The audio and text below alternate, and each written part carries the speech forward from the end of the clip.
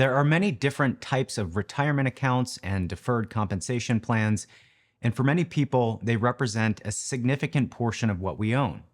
And for a lot of people, there's a high probability that some of the assets in those accounts will still exist at the time of death.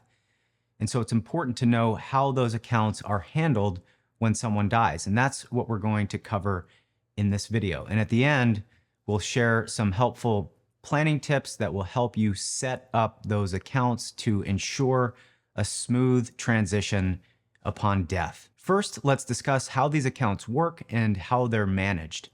The broader topic of retirement plans and deferred compensation plans is very dense, so we're going to try to keep this very high level. Whether these accounts fall under the classification of qualified or non-qualified accounts, generally speaking, the purpose is to defer income until some time after it's earned, usually for retirement years. So this is why most people call these types of accounts retirement accounts. And there are many different types of accounts, including individual retirement accounts or IRAs, 401k plans, 403b plans, pension plans, KEO plans, simplified employment plans or SEPs, and deferred compensation plans, among others. We're not going to spend a lot of time breaking down the differences between these types of accounts because for our purposes, we're focusing on one question, and that is what happens to these accounts when someone dies?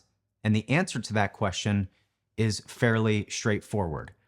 With very few exceptions, these accounts allow the account holder to name a beneficiary directly on the account. And when the account holder dies, unless the executor or the estate is named as the beneficiary, that account will pass directly to the beneficiary that's named on the account. Before we address what happens when a beneficiary is not named on the account, I want to explain how these accounts work at the most basic level. You can think of them as contracts because they are contracts.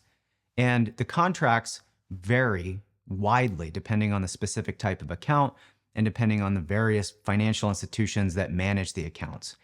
When you name a beneficiary on the account, you're essentially creating an addendum to the contract that spells out exactly what you want to happen with the account when you die. If you have not named a beneficiary on the account, the terms of the contract will dictate what happens and will list default beneficiaries. Sometimes that may be the estate of the decedent. Sometimes it may be first to a spouse, then to the estate.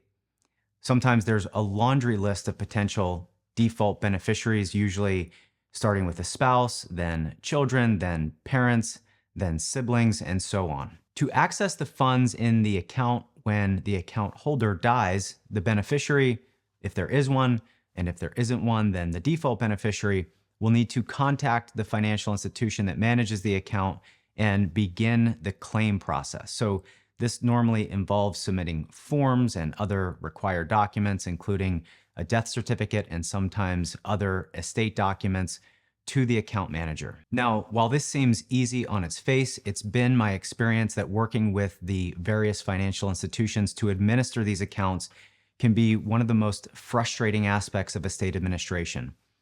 As mentioned earlier, these accounts are managed under contracts, and the terms and conditions of these contracts vary widely from institution to institution, including the terms and conditions outlining procedures for handling the account after the person has died.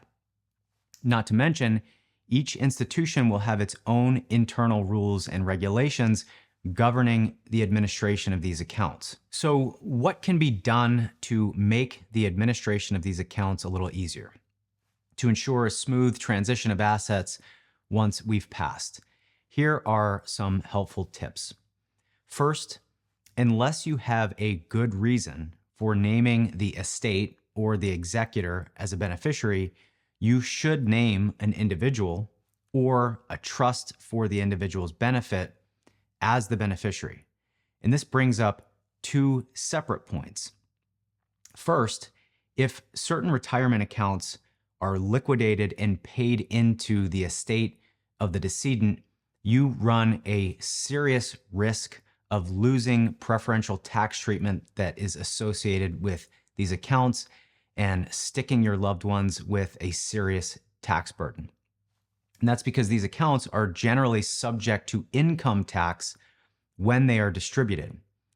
Alternatively, under the current Secure Act regulations, an individual beneficiary or a trust for their benefit can stretch out distributions over a period of years and thereby stretch out the income tax liability over a period of years.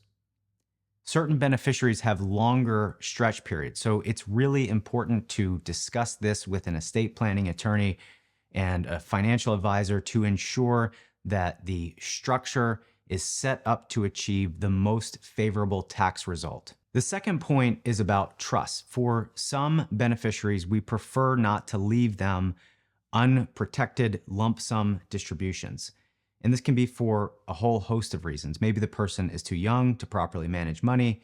Maybe they can't be trusted with unrestricted control over their money.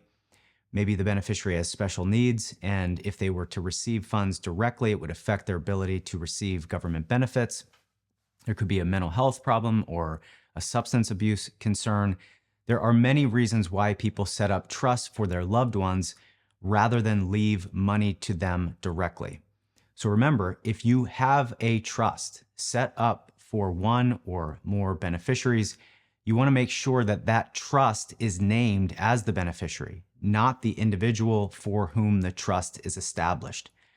If you name the person individually as the beneficiary on these accounts, those funds will pass directly to that person and perhaps completely ruin the entire purpose of the trust. The second planning tip is to consolidate your retirement accounts if you can. Many people have worked for several different companies during their lifetime, and as a result, they may have retirement accounts with many different financial institutions. And remember what we said earlier about how challenging it can be to work with these different institutions. Some accounts can be rolled over into other accounts, which means that you can consolidate those accounts under the management of a single institution.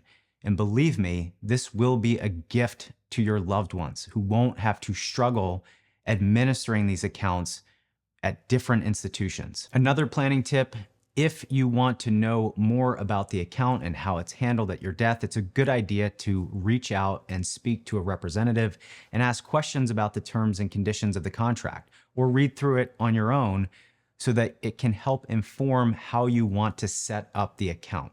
Just like each contract varies, so too do the various companies' beneficiary designation forms. Some are less flexible, and this can frustrate your estate planning goals.